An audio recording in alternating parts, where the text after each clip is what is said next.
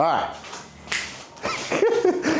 So I think it's about time for me to educate, or at least provide my opinion to the industry and to all of my fellow friends and enthusiasts out there, that this great thing that we call the internet and chat GTP and all these things now that people think they can use as resources to be experts on things that they've never done in life before.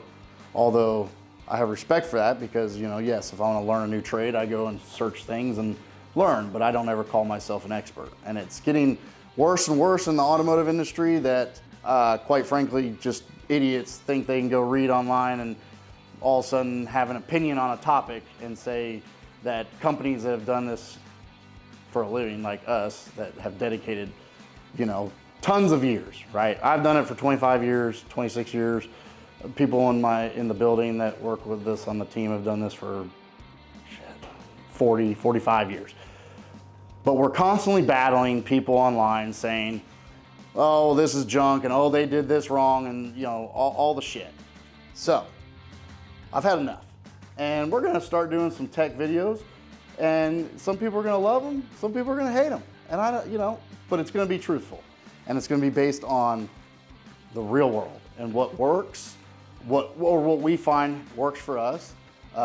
We're gonna talk about controversial things that we're gonna gain haters for, but we're also gonna hopefully gain respect for those that actually have a brain that can actually pay attention and listen and take that information and digest it and think about it and understand the reasonings behind why we do certain things, or why you can't just make one assumption because you read it somewhere and that assumption applies to everything. So today's topic is port volume, you know, intake and exhaust, port volume or port CCs, the volume that this intake or exhaust port holds. So as you guys might reference, let's say if you're a LS guy, you know, you guys with a LS7 head, you're gonna see even us, you know, advertise things at like, you know, 286 or 267, you know, like those are the numbers that they're referencing port volumes. So let's dive into a little bit of why you shouldn't judge the performance or if the cylinder head is right for your application just based on port volume. So let's dive into topic number one. If you're going to use port volume as a comparison or a reference, then the only way you can actually do that is, let's just take this. This is a GM LS7 casting from General Motors, came on the Z06 Corvettes. So if you had two of these exact cylinder heads side by side and everything was identical, I mean, we're talking all the way down to the valve job, the valve design, the height of the valve in relationship to the deck. If all that was identical, then yes, you could essentially use your port volumes as a friendly reference, but it still isn't the holy grail, okay? But the minute you change, let's say Frankenstein's cylinder head, where we're just gonna use a mock-up valve. So we take the valve, we change the angles on the back of the valve, which will change the volume of this. We also change the valve job, which is gonna change the internal volume, and it's gonna change the positioning of where the valve sits reference to the deck. Yes, again, it's the wrong valve. But so if a stock valve, you can see maybe a stock valve sits high, so meaning the face of the valve is closer to the deck. In that reference, that's gonna actually add port volume, because now the ports, you know, your valve is sitting deeper in the bowl, so it holds more volume. Where if we push the valve job, or we so-called sink it a little bit, and we move this valve deeper into the bowl, it's actually going to decrease port volume, because now we've moved the valve closer to the flange. That's if everything else is created equal. So that's how simple of a change can completely change the perspective of port volume, okay? It might have any effect on flow numbers or anything like that, but it then throws that curveball where port volume is no longer able to be used as your variable. Okay, so let's go to the next thing. So this is again a GM LS7 cylinder head. This port location is a certain measurement off of the deck. So that measurement is 1 inch, 650 thousandths to the bottom of the port from the deck. LS7 GM head. You take our F series, still an LS7 head, uses an LS7 manifold, all the same requirements. But we decided we wanted to move the port location a little bit. So we're 1 inch, 925. So almost 300 thousandths more off the deck. So by making that port higher off the deck, also makes the port length longer to reach the same position. Again, that adds port volume, okay?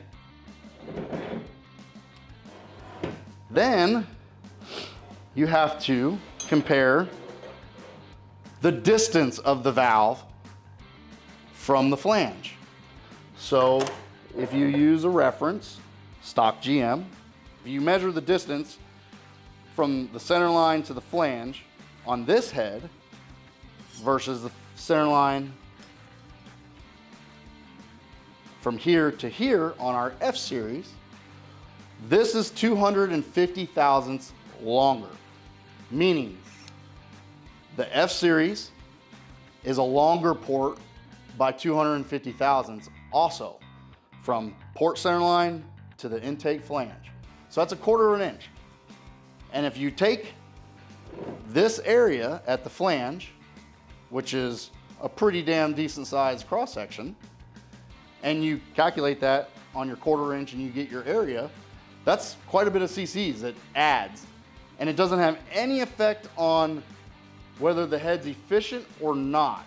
What it does do, it makes the port window longer. So the way you need to compensate for that is in camshafts or in manifolds.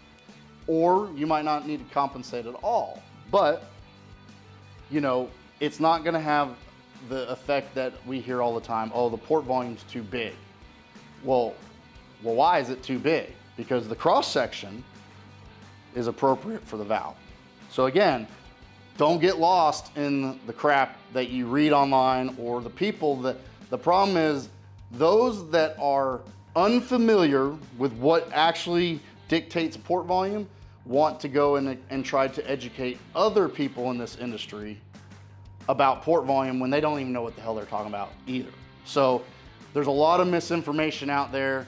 There's a lot of camshaft gurus or so-called experts that love to become cylinder head experts overnight and say, oh, well, you need this port volume and you need this with this.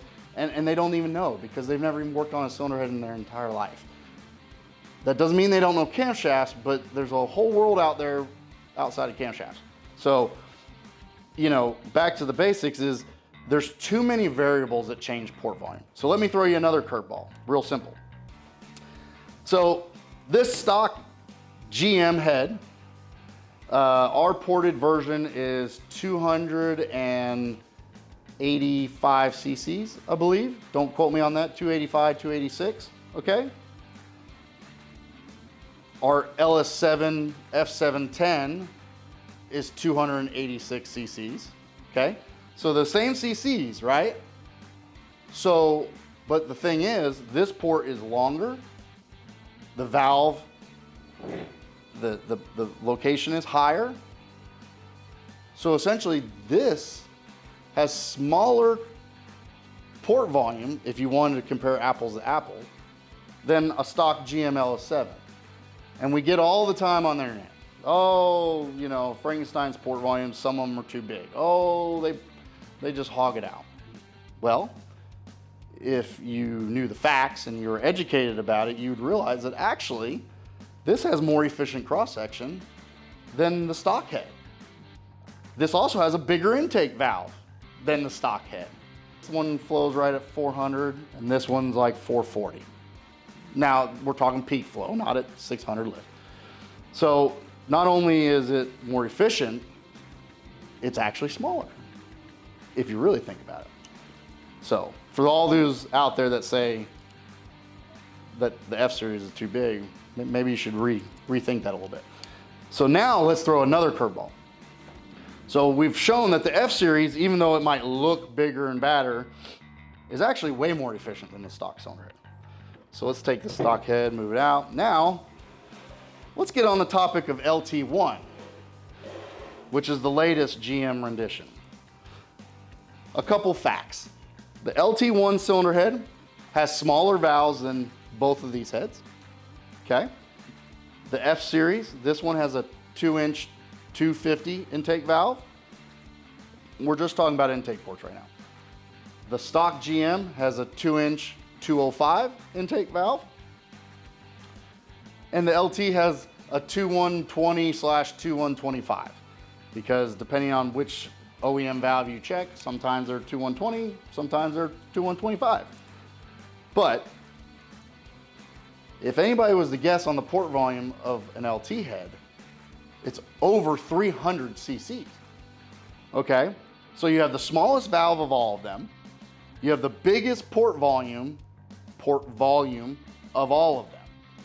But I don't ever hear anybody going, oh, you know, GM just made that LT head too big, because they don't even think about it. But again, this port is really long.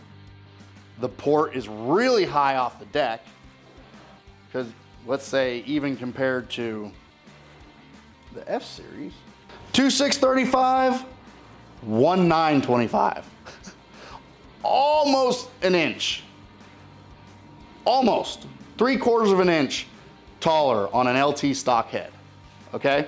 So again, going back to port volume, this has a small valve, but it has the biggest port volume. So does that mean it's inefficient? Or does it just mean it is what it is based on design and criteria of what the actual person that was the cylinder head expert or the engineer working on the project needed to accomplish? Because there's a lot of other variables also that we'll talk about in other videos, like manifold length, cross-section, taper rates in the manifold, and all those great things that we're not gonna get on that rabbit hole right now. But so that's a quick overview of just the basic simplistic side of this. Now, again, let's go into the fact that if I want my intake valve on my F-Series closer to the deck, if I wanted to shrink port volume on this, I could easily just move the valve in and make the chamber deeper and bigger, which would affect port volume. I can simply change the design of the valve. Really pay attention. These different valve shapes, the back of the valve, this profile that leads up here, and if you really get an angle that's about here, you can see this is a lot fuller. This is really low profile. This is kind of in the medium range. This is a little bit fuller, and then the LS stuff's a little bit less profile on it. So all these shapes also have an impact on port volume. So the cylinder head designer of choice that you're using, he prefers a different flow curve at a different lift, or he prefers different characteristics in his design that require a different design in the valve also. So this is gonna also affect that port volume. So it's not as simple as, oh, a port volume is what it is. Doesn't work that way. All these little things come into play when you're talking port volume, okay? And they all act differently. This valve right here, you know, it's gonna have a totally different flow curve. And it also is going to only work with a very particular port design and port shape, okay? So again, it goes back to, I don't really give a shit about port volume as long as my port shape, my port cross section, and what I'm trying to accomplish meets goal, okay? So all the CFM in the world is not usually gold, because you don't need as much CFM as majority of the people out there think you really need. You need much less. You need 30% less almost sometimes than what most people think you need to make power. But again, it goes down to design. So what am I, is this a low lift application? Is this a little hydraulic, street car? Is it a hydraulic race car? Is it a hydraulic naturally aspirated? Is it a solid roller at an inch of lift? Is it a solid roller at an inch 200 lift? Is this road race? Is it, I guess what I'm saying is there's just too many variables.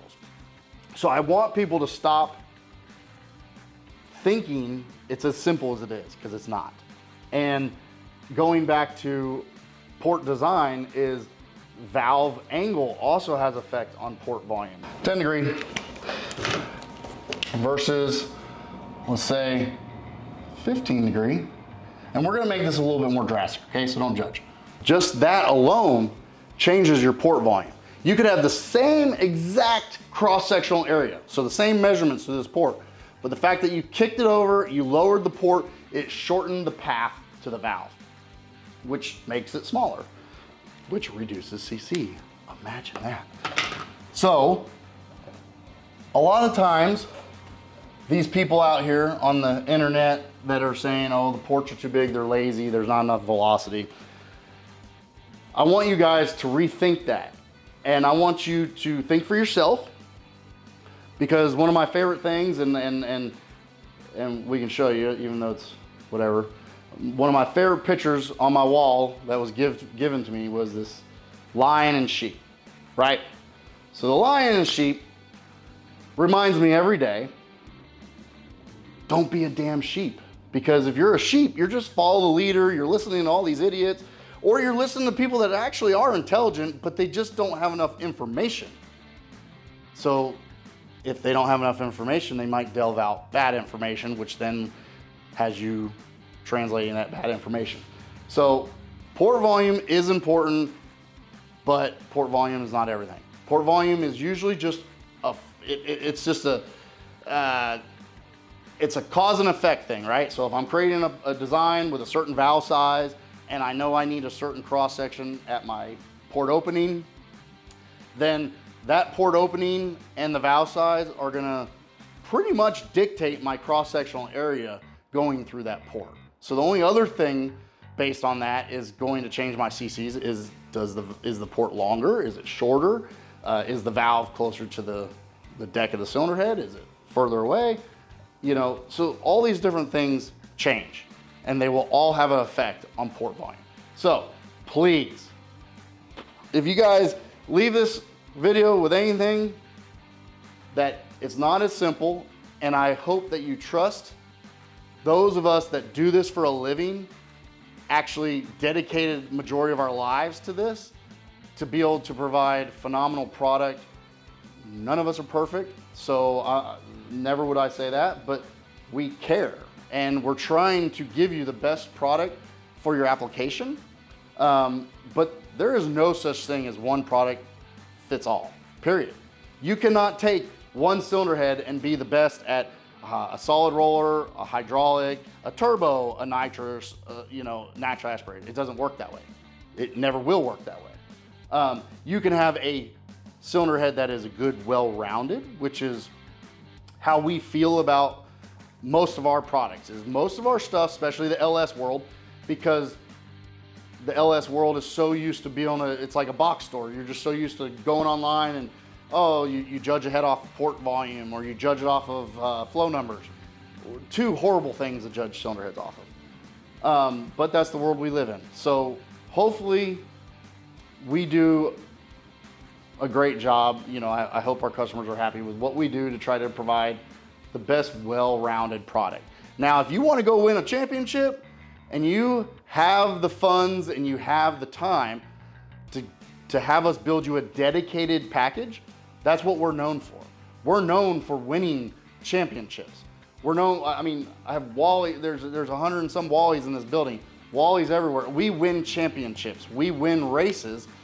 And we win because those people come to us and say, hey, these are the rules. This is what I'm trying to accomplish. And we design an overall package, okay? So we'll get on that again on that soapbox another day.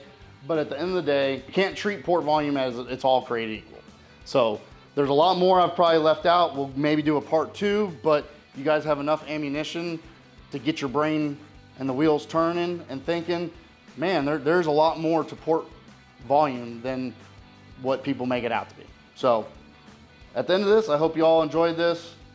I kind of suck at this stuff, but you know, hopefully I get a little bit better. But I appreciate your time and talk to you soon. Bye.